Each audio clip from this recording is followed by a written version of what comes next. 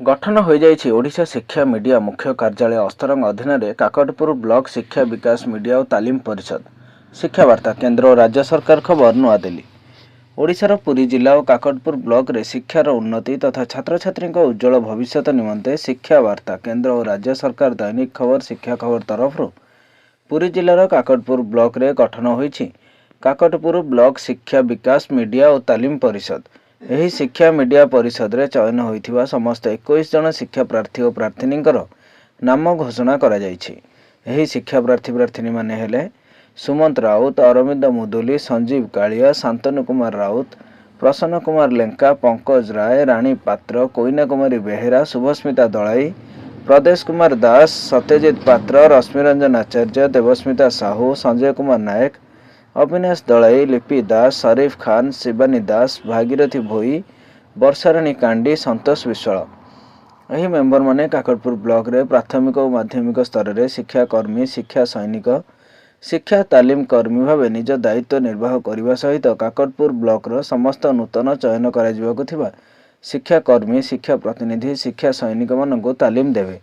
Kakatpur block रे थिबा समस्त 16टी पंचायत रे यही मेंबर माने पंचायत शिक्षा तालीम कर्मी भावे निज दायित्व तुलाइबा सहित पंचायत स्तर रे शिक्षा कर्मी, शिक्षा सैनिक मानक चयन करी तालीम प्रदान करिवे। काकटपुर ब्लॉक शिक्षा विकास मीडिया और तालीम परिषद रो समस्त कार्य को तदारख करिवे पुरी जिला शिक्षा विकास मीडिया और तालीम परिषद रो सदस्य बद्रीनारायण रथ, प्रदीप्त कुमार त्रिपाठी, देवस्मिता मल्लिक, जितेंद्र पात्र, सरस्वती सेठी, धीरेन बारिक, आकाश कुमार कांडी। आसंता काली काकटपुर स्थित बापी बाबू एजुकेशन हाउस श्रीचंदनपुर बांगुरी गाँ ठारे 16 नवेम्बर रविवार अपराह्न 2:15 घटिका रु 4:15 घटिका पर्यंत 2 घंटिया ट्रेनिंग प्रोग्राम शुभ उद्घाटन हेबो।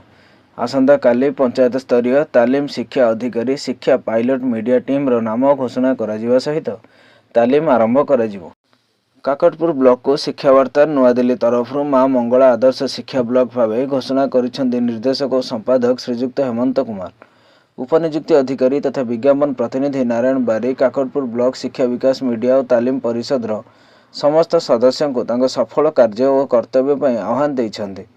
निर्देशक और संपादक श्रीजुक्त हेमंत कुमार शिक्षा वार्ता नुआदिल्ली तरफ समस्त छात्र छात्री नूतन भविष्य और उज्जवल भविष्य पई काकटपुर ब्लॉक शिक्षा मीडिया परिषद रो समस्त शिक्षा प्रार्थी प्रार्थिनी माननकु आसंता ट्रेनिंग प्रोग्राम पई शुभेच्छा जणाइबा सहित शुभकामना जणाइछन्ति।